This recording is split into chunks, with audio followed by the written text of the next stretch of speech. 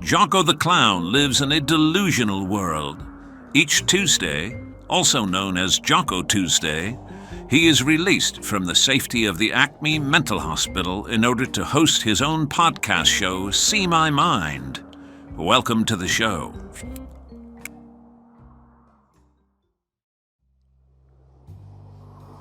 Greetings, dear viewers, and welcome to See My Mind, the greatest podcast in the world.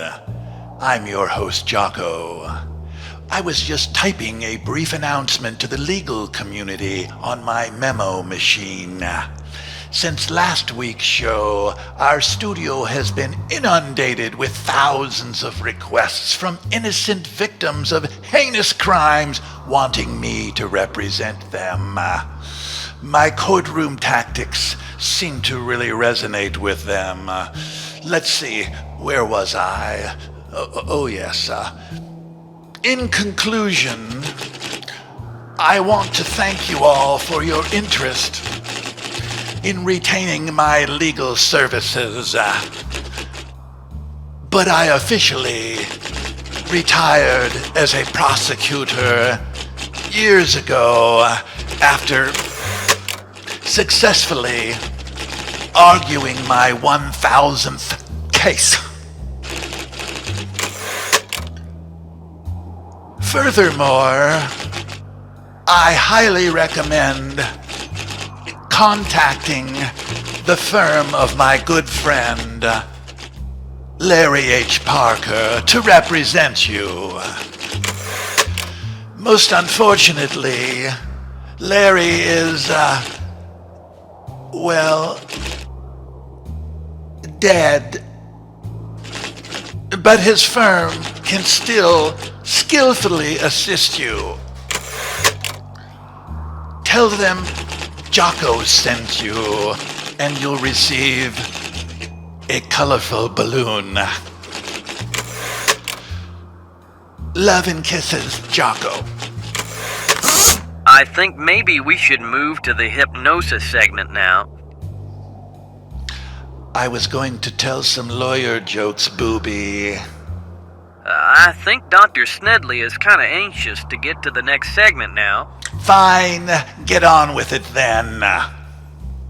Okay, Jaco, get comfortable and close your eyes, and when you hear the snap of my fingers, you'll be deep asleep, but still able to hear my voice.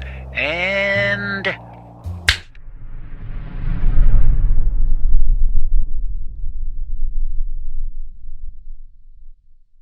now, Jaco, I want to take you back to your days as a lifeguard.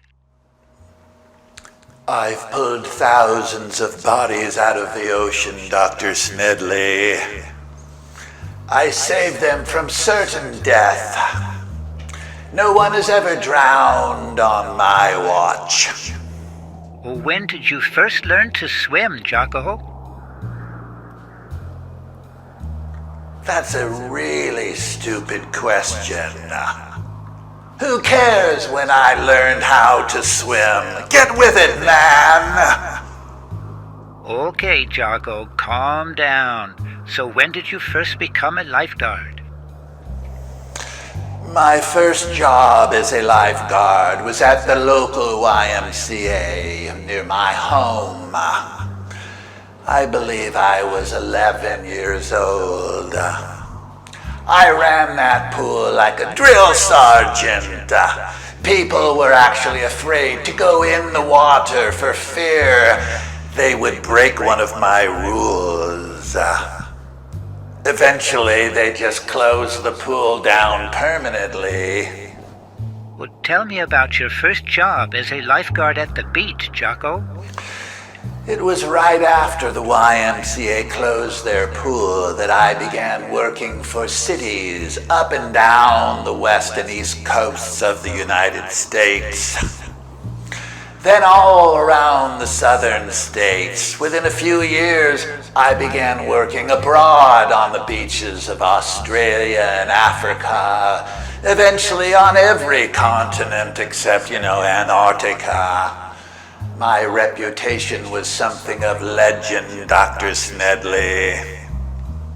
It was no secret that I liked the action caused by the huge waves and the riptides. So I kept chasing it all around the world. Sometimes I'd even pull people out of the water, whether or not they needed saving. It kept everyone guessing. What made you a great lifeguard? Many things. For starters, I could hold my breath underwater for over 40 minutes. I also swam faster underwater than black marlins, which, can reach speeds of around 80 miles per hour. I'd give them a little wave as I passed them. It bothered them so much, they developed a swimming disorder as a result. Tell me about a typical day of lifeguarding. Well, I'd arrive at the beach at sunup. I'd apply a little suntan lotion and then wait for people to arrive. While waiting, I usually, waded into the water and caught a jellyfish or two for lunch. You ate raw jellyfish? Yes. I would bring a loaf of Wonder Bread with me and make 2 or 3 jellyfish sandwiches to get me through the day. They were especially delicious. Oh, and if I added a little oregano sprinkled on the top, you have no idea. Sometimes I'd even dip them into ketchup. Well, how many people would you save in a day? First, you need to know that I'm a riptide specialist. When there were riptides, I pulled floundering swimmers out of the water in groups, never just one at a time. Sometimes I'd pull 8 or 9 swimmers out all at the same time. Once I pulled them to shore, I'd get right in their faces, and give them a piece of my mind for their poor decision-making. It was my version of scared straight. I'd also hit them up for a few bucks, saving their lives and all. If they didn't pay up, I'd threaten to immediately deposit them right back into the center of the riptide. They always paid. Well, you charged people you helped save?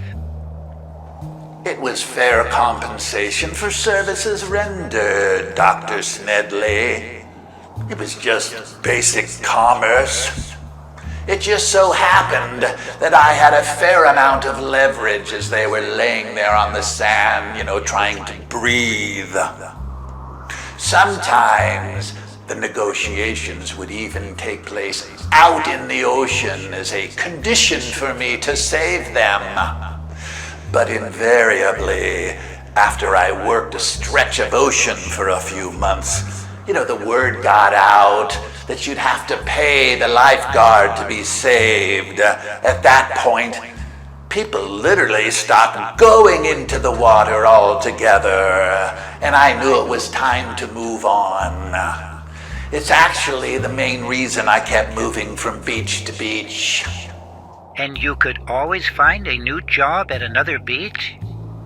Well, they held lifeguard competitions on all the beaches. That's where I outshined everyone and broke records on every beach I worked. They had to hire me, Dr. Smedley. They had no choice. I could do the butterfly stroke on my back faster than anyone else could ride a jet ski. I was able to work the prime shift on any beach I wanted to work. And that's just how it was. Before I got bored with it, it was a wonderful experience just saving lives, having people I saved hand me all their cash, meeting the beach bunnies, and just working on my tan. Well, that's just an amazing story, Jaco. Well, thank you for sharing it with me once again today.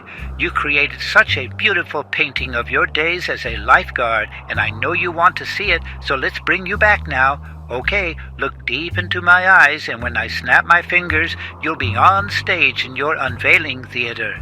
And...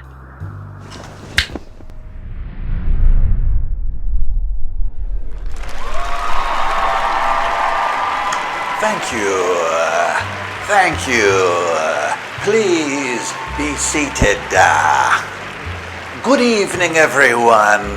Well, I'll never forget my days as a lifeguard, pulling bodies out of the ocean before they all drowned and became seafood. Well, it's now time for me to pull the cord to reveal my masterpiece painting entitled The Lifeguard.